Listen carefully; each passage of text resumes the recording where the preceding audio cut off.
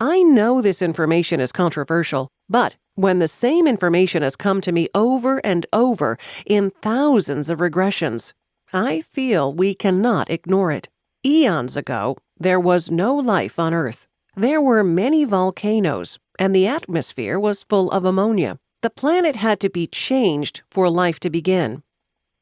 In my research, I learned that there are councils that make the rules and regulations for creating life throughout the universe.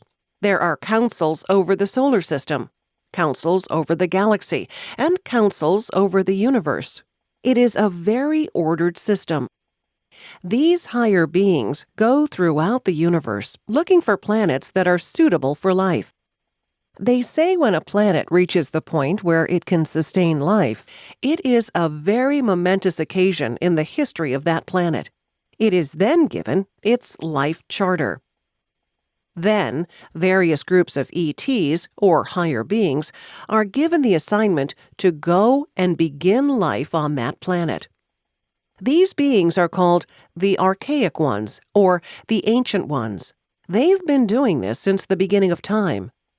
This does not put God out of the picture at all. He is very much in the whole picture. These beings first bring in single-celled organisms to get them to divide and form multi-celled organisms. It depends upon the conditions of each planet which organisms form. After they have seeded a planet, they come back to check on the cells from time to time over the eons. Often the cells do not survive, and they find the planet lifeless again. These beings have told me, you have no idea how fragile life is. So down through time, they did this on Earth. And after a time, plants began to form, because you have to have plants before you can introduce animals. As life began to develop, they kept coming back to see and care for it. They formed the oceans and cleansed the air so that various forms could evolve. Eventually, the higher beings began to create an intelligent being. This has happened on every planet. This is the way life is formed. In my books, I have called these beings keepers of the garden, because we are the garden. We are their children. Now, in order to create an intelligent being, they had to take an animal with a large enough brain that would have the capacity to learn, and one that had hands so it could develop tools. This is why they chose the ape. Some people don't agree with this, but the truth is that we are 98% genetically compatible.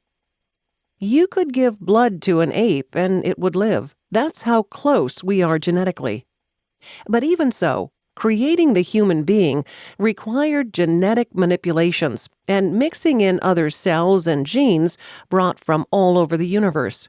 They said, we will never find the missing link. It doesn't exist. Our evolution jumped generations. It did not happen by random chance. Over time, whenever something needed to be given to humanity, these beings would come and live with humans and give them what they needed. Every culture in the world has legends of the culture bringer. The Indians have the corn woman who taught them how to plant. There are legends of the ones who taught us about fire and how to develop agriculture. In all the legends of the world, these beings come from the sky or from across the sea. These were the teachers, and they could live as long as they wanted. They are the ones who have come down to us as legends of gods and goddesses. It is still happening now. But they cannot live among us. They would be too conspicuous. So, when they want to give us new ideas to speed up our evolution, they now put them into the atmosphere. Whoever picks up on that idea is the one who will invent it. They don't care who invents it, as long as it's in the timeline.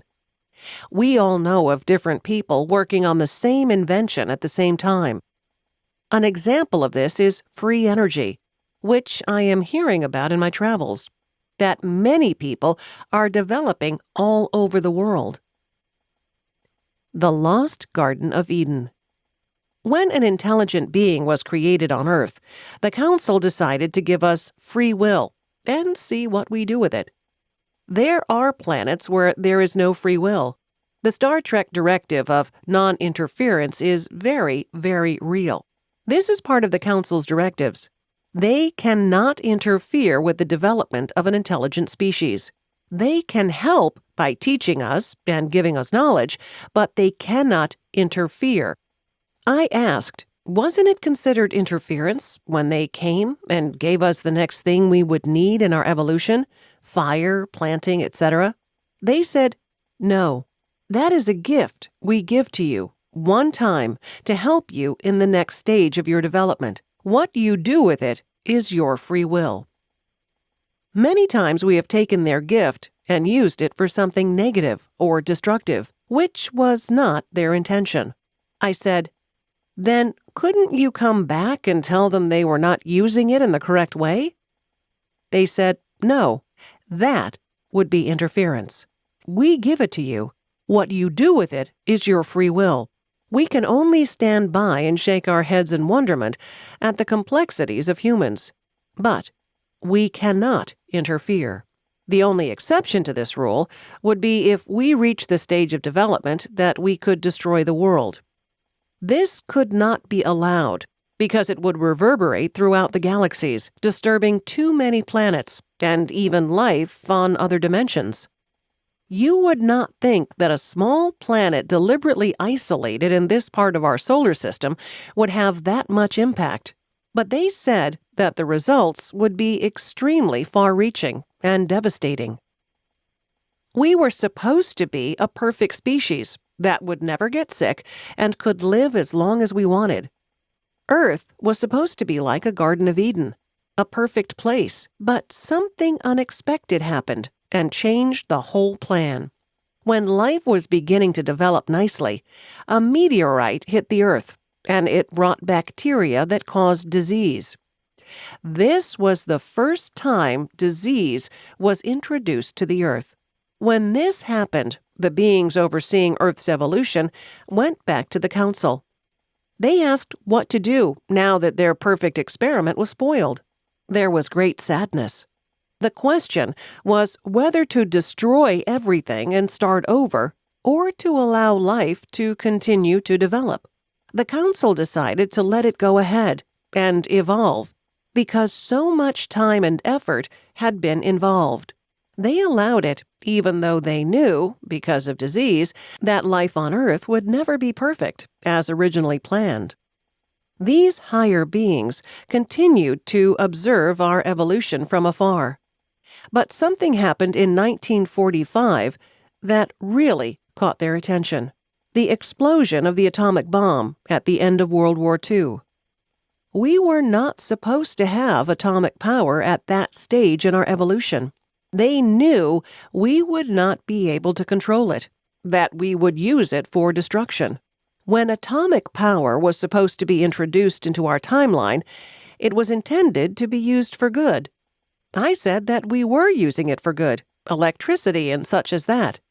They explained that because it was first created as a weapon, it would always carry that negative aura and never have the great benefit it was supposed to have.